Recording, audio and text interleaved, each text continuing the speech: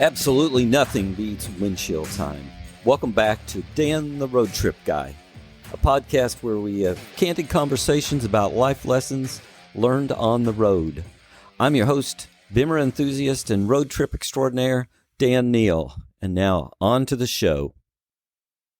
Well, it's a little odd. This weekend I was riding around with a really good friend and recording an episode of a podcast, and we got to chatting, and he was asking me who my next guest might be, and oddly I put the name out of my guest today, who is Kevin Raines, and my friend goes, "Oh, wow, I know Kevin Raines, and he used to coach me in my business," and I'm like, wow, what a small world. So my guest today, like I said, it's Kevin Raines. Kevin, in my little bit of knowledge of him, he's a successful business guy from Cincinnati. Oddly, we met for the very first time in Haiti in 2016. He was down there with some other business guys, and they were trying to figure out how to bring some auto stuff into Haiti. And my understanding, and I could be wrong, and Kevin will correct us if so, I believe he sold his multi-store auto collision business, and he can correct us later if that's not correct. And I'm just excited. We're going to talk today about cars and road trips and whatever else comes to our mind. So welcome to the show, Kevin. Thank you, Dan. Great to be here. I appreciate you having me on.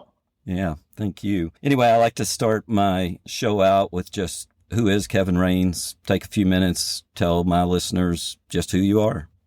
Well, I think that's a question that's probably better answered by other people. It's kind of sometimes it can be hard to know ourselves, but because we live with ourselves so intimately. But in short, I was a pastor for probably 15 years after graduating from college.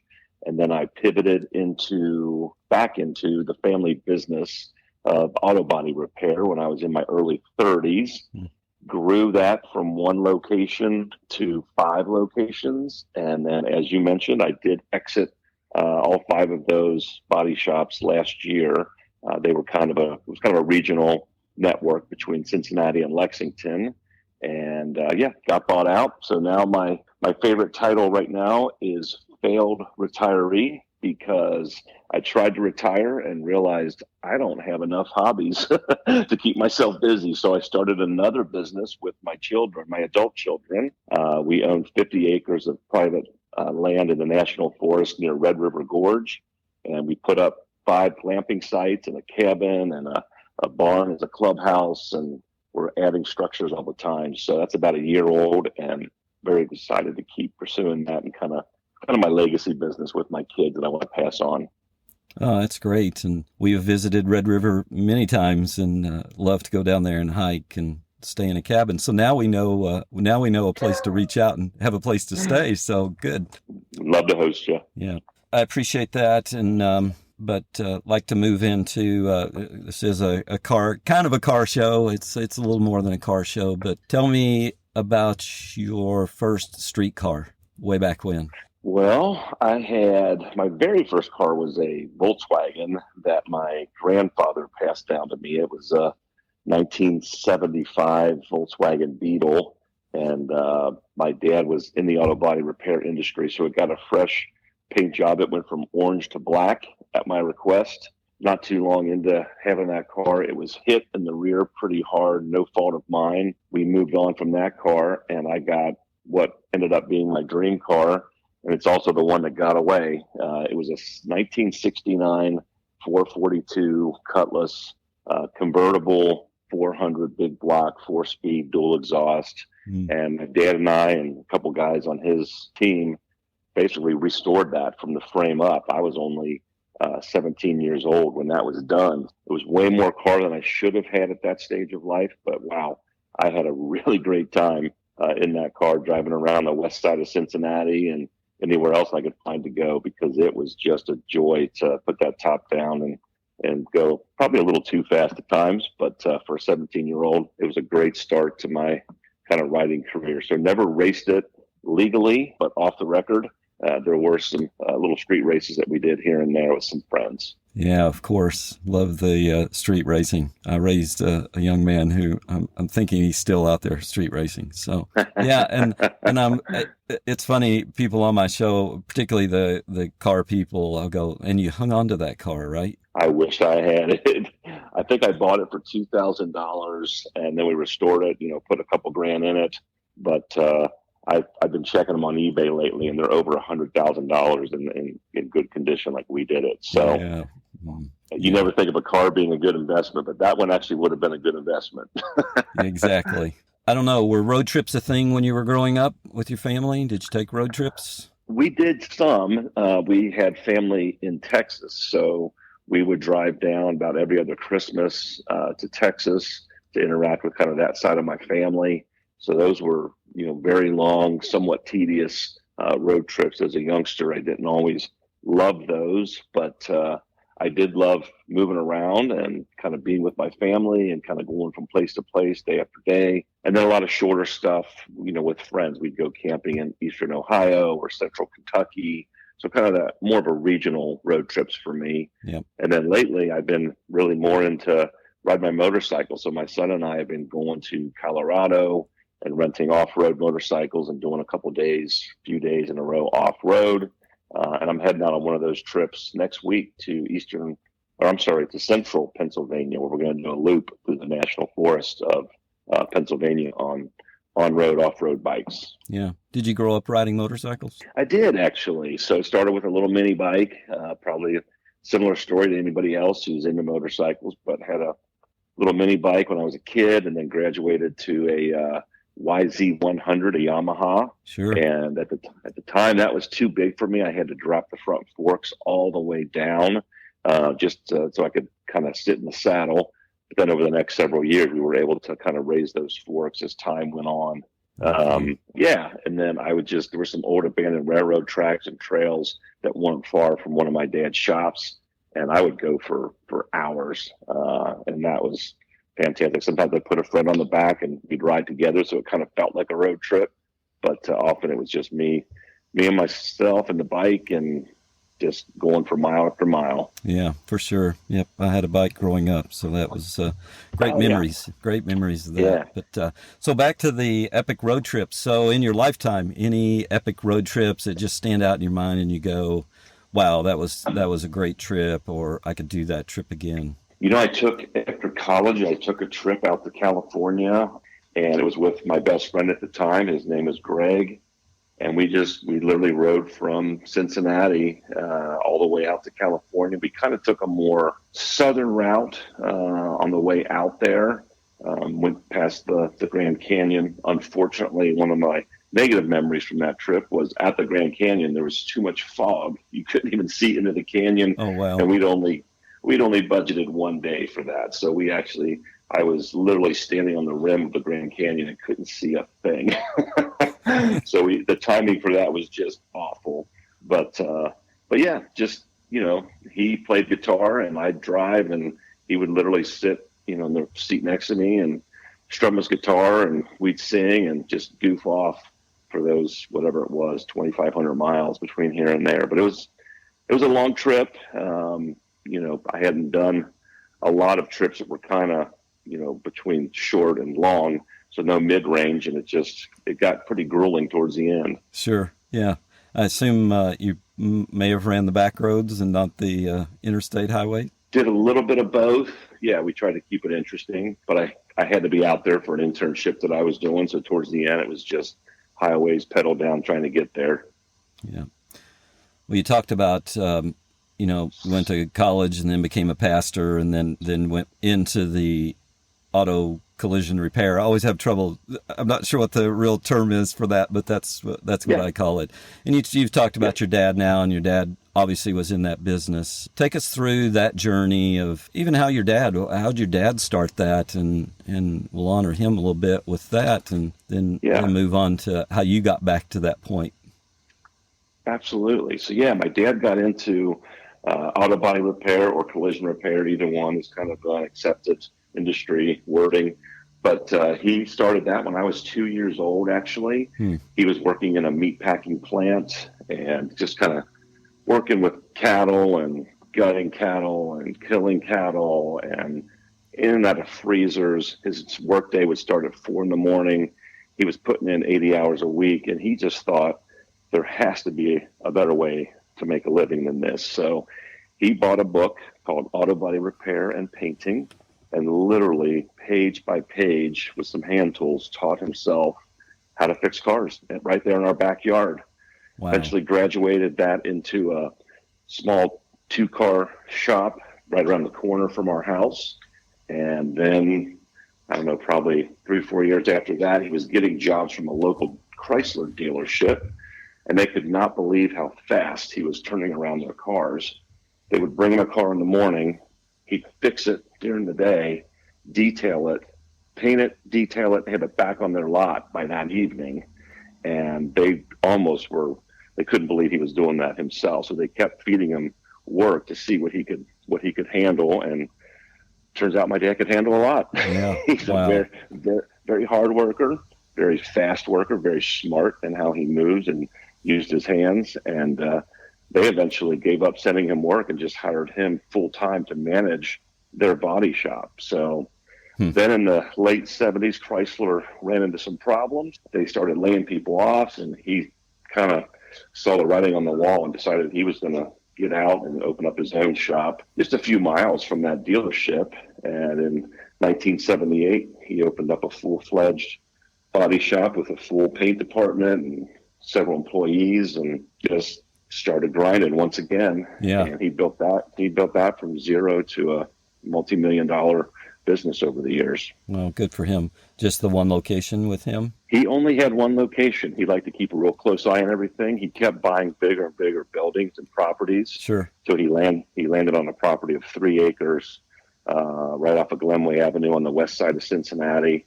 And then it had, I think, 4 buildings by the time he sold it last year. He sold at the same time I did. We packaged all of our shops together when we sold. Oh, wow. Okay. But take us through a bit your life, career, we'll call it. Yeah, so, I worked with my dad during the summers and on breaks at the body shops. I ultimately, after I graduated high school, I sensed what I would call a calling to the ministry. And my dad was very generous with that, and kind of, I think he deep down wanted me maybe to take over the family business, but also realized that I was more interested in something else at that point, and he very much supported me in that endeavor. So I went to Bible college and studied theology and philosophy, and eventually got my doctorate in ministry. But we started out by doing some mission work in Mexico, and then shortly after I got married, we moved back to Cincinnati. I began pastoring a small church in Norwood, Ohio, which is right in the middle of Cincinnati.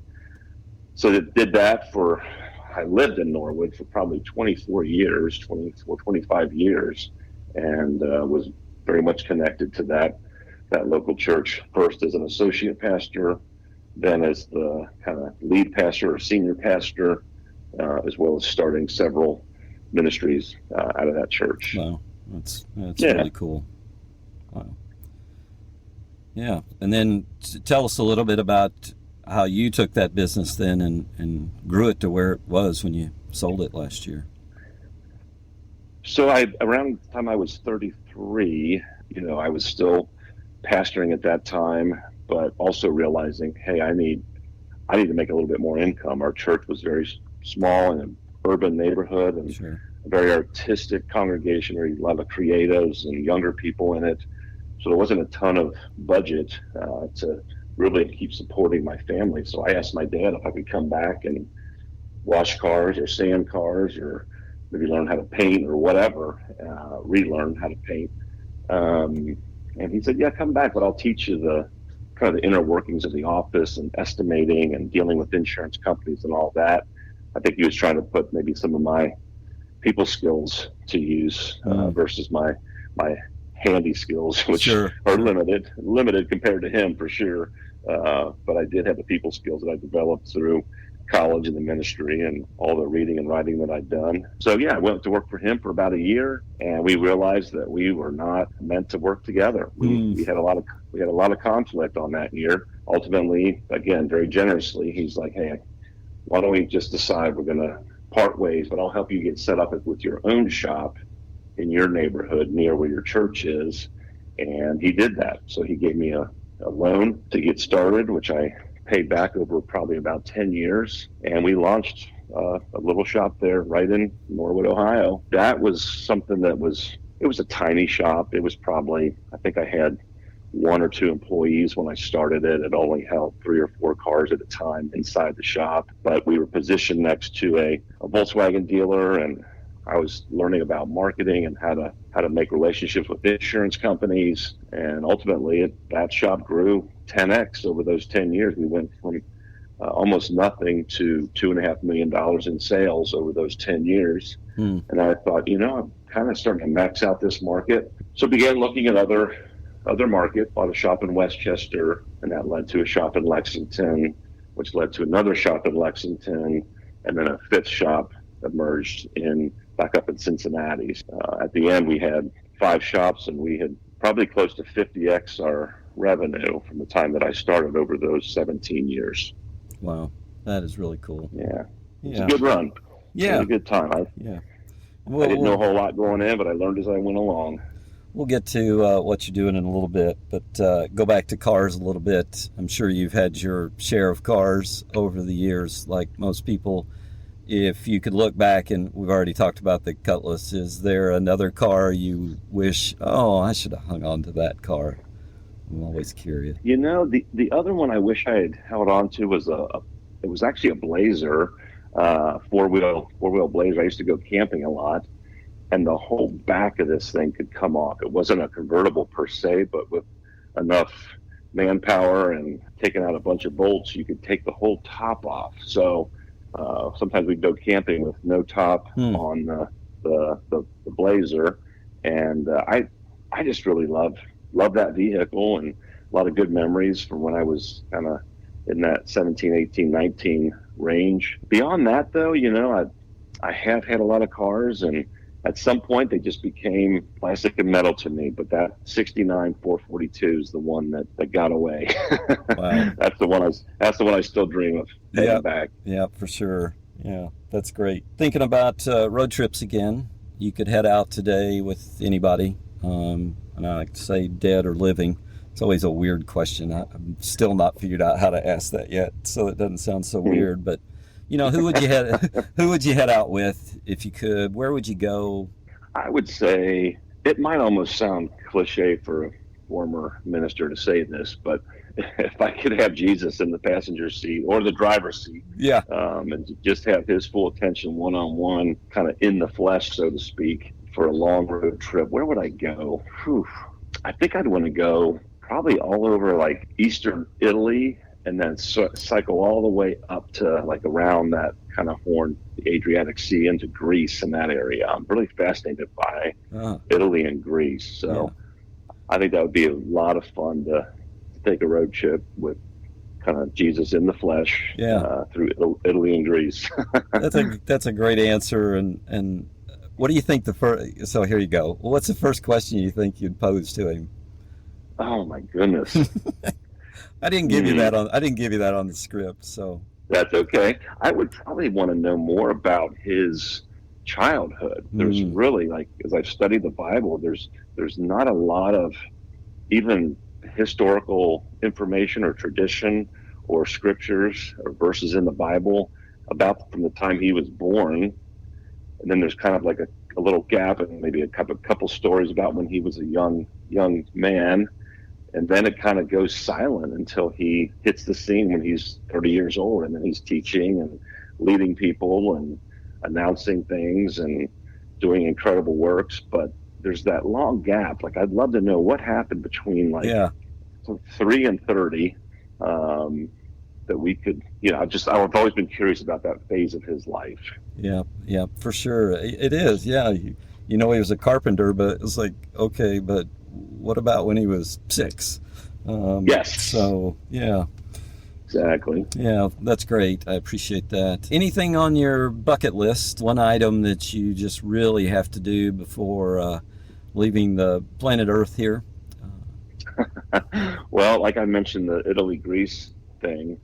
Tomorrow is my 29th wedding anniversary, and I'm hoping to spend some of that time with my wife at dinner thinking about our 30th anniversary, which I'm hoping we can work it out to go to Greece and maybe Italy as well. So that's definitely kind of a bucket list item for me and for her, is to do that Italy-Greece Italy Greece trip. That might be the most epic road trip that I'll ever get a chance to do is Italy and Greece. We'll see. Yeah, that's great. Well, happy anniversary tomorrow for sure. Thank you. Yeah. So you've switched gears a little bit. You told us about the sites down in Red River Gorge, which if listeners haven't been to Red River Gorge, they definitely need to go there. And tell us, I saw other things on your LinkedIn. That's, we reconnected on LinkedIn. You were on my list for this podcast, but I'm like, okay, there's the guy. And so I was looking at your LinkedIn and looked like you were either doing some coaching or had done some coaching. And I don't know if you're doing anything else besides camping site. Yeah. After I sold the business last year, it kind of seemed like a logical step for me in one sense to kind of take some of the kind of pastoral counseling and all those skills that I learned early in my career, coupled with some of the business experience and knowledge that I had gained over the years, and kind of combine that into something. And what that something seemed to me to be coaching. So I began coaching some Christian entrepreneurs and other entrepreneurs, some that were in my industry, some who were in other industries, but just needed kind of more general advice or reflections or accountability on their own goals. I've been doing that now since I sold my businesses. But the thing I'm really excited about with that is we're moving into a season of doing more group coaching. Okay. I'm excited to kind of combine some hospitality with coaching and have people come both to my home. We bought a lake house, and also bring people down to the Red River Gorge and do retreats down there with the same group. So I'm excited to kind of bring those two worlds together, the coaching and the hospitality, just kind of see what that mix will do. Well, that'd be great. And I had in my notes, I don't think I said this. And like I said, I think we've seen each other 2 times, once in Haiti, and another time someone decided to hit our car. We brought it to your Norwood shop and you repaired it really well. And I think that's the only 2 times we have personally ever met. But there was just something about, you give off this, and I don't even know how to describe it, you give off something that just gives encouragement.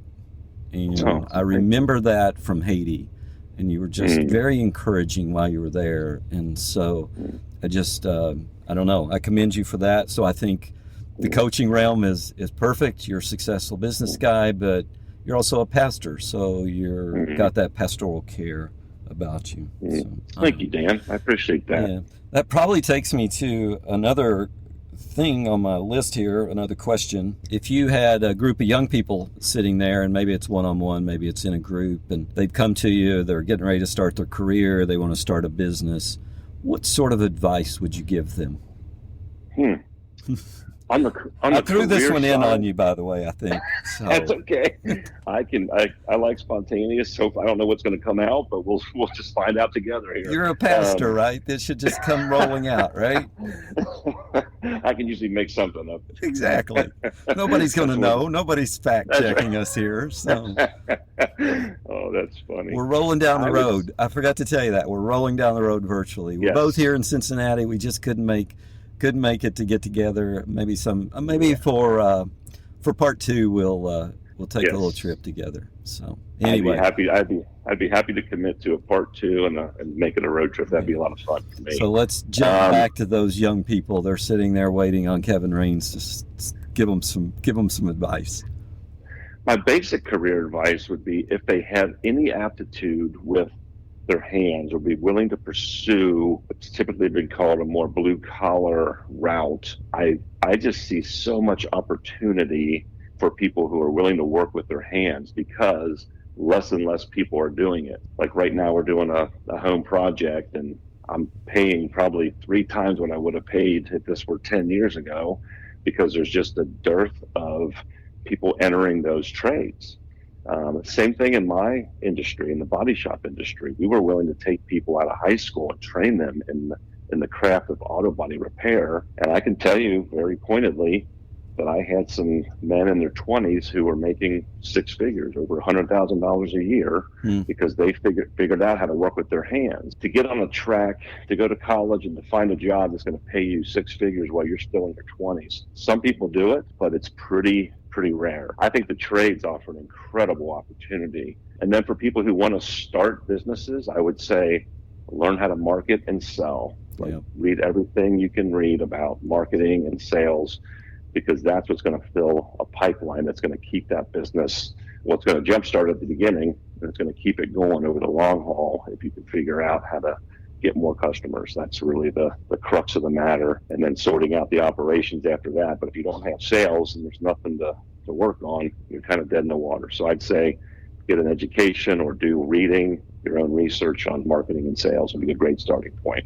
Yeah, that's great advice. And you've met my daughter Lauren in Haiti. I think you met her down there. And then I have a son who's 27, did not go down the traditional route, didn't want to go to college. And so he does exactly what you just said. He has a little shop on the east side of Cincinnati. He focuses on BMWs. He's figured out this is what I want to do. And and then he also travels with race cars. So he'll do that, 10 or 15, 20 times a year. But somebody dropped a check off at our house for him because he was out of town and picked up their keys, or I don't remember. But I was talking to this gentleman, and I knew the gentleman, and he goes, where did Henry learn all this? And I'm like, it sounds a little like your dad. Yeah. And I usually answer that question with YouTube University, and that's where he went.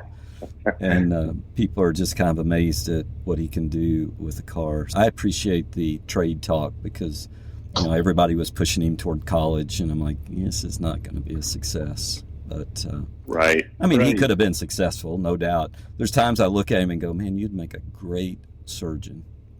Just watching him work with his hands. So, yes. Yes. Oh, that's great. I'm glad he chose that route. Yeah.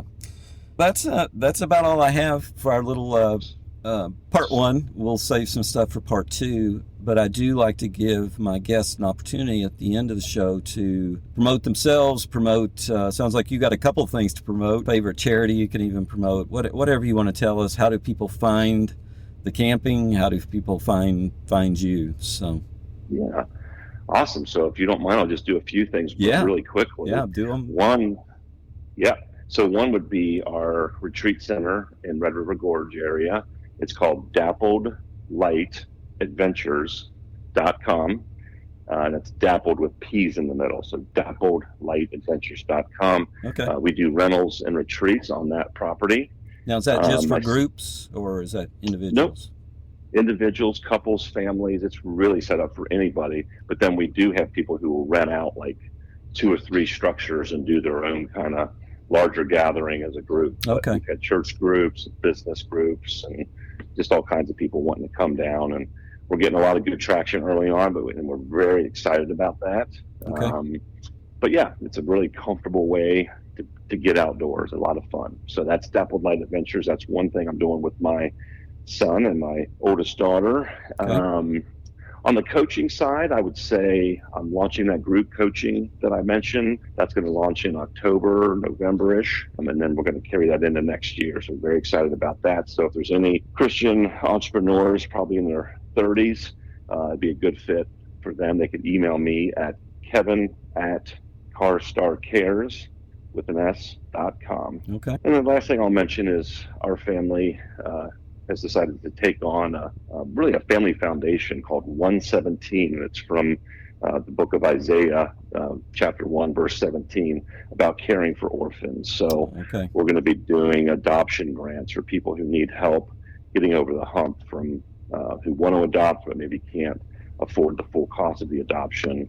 We're going to be providing grants for those folks. So I don't have a ton of information on that. We're still developing the website, but there's some information online and on social media, and that's going to all be updated in the next few months. But feel free to find us there. So I gave you one business, one personal, and one charity. Yeah, how's that? Well, that's perfect. I don't usually get that, so that's great. And hey, I know this was kind of out of the blue, and you're probably like, what are we going to talk about? But I just I loved it. Yeah, I appreciate your time, and can't thank you enough. And we'll look forward to part 2, and we'll look forward to Linda and I will definitely be checking out the camping. We've got a couple couples that we work with, and so we've been looking for a place to kind of escape to do a little retreat. Awesome. This would be a great spot for you. Let me know how I can help. Yep.